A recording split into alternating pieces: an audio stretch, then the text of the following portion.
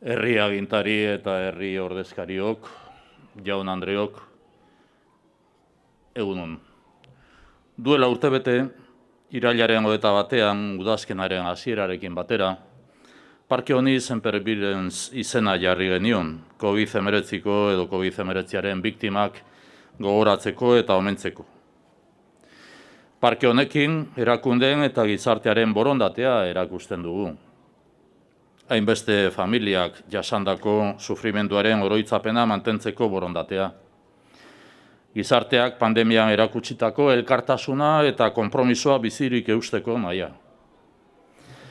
Pandemia hasi zenetik, 2020ko martxoaren 11-tik, munduan 4,5 milioi pertsona baino gehiago hilda COVID-aren ondorioz.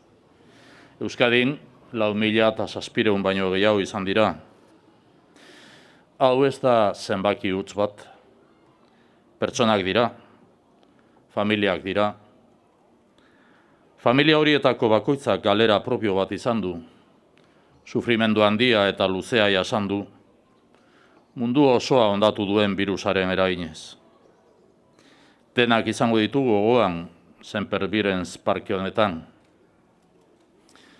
En Euskadi, más de 4.700 personas han perdido la vida desde que la Organización Mundial de la Salud declarara la pandemia el 11 de marzo del pasado año.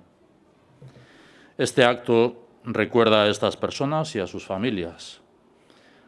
Tratamos de humanizar y personalizar nuestro sentimiento de cercanía, condolencia y solidaridad.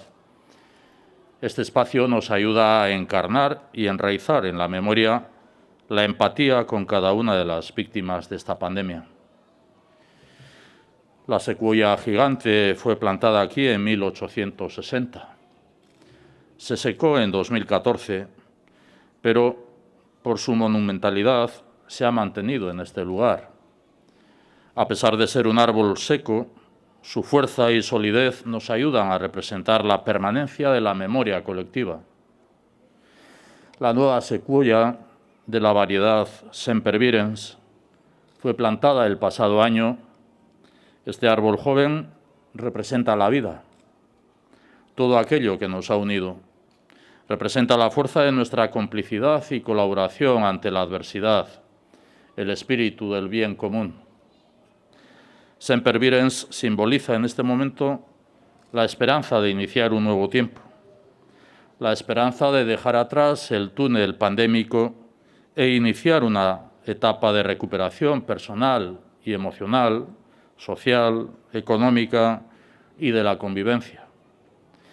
Este parque está concebido como lugar de recogimiento, silencio e interiorización.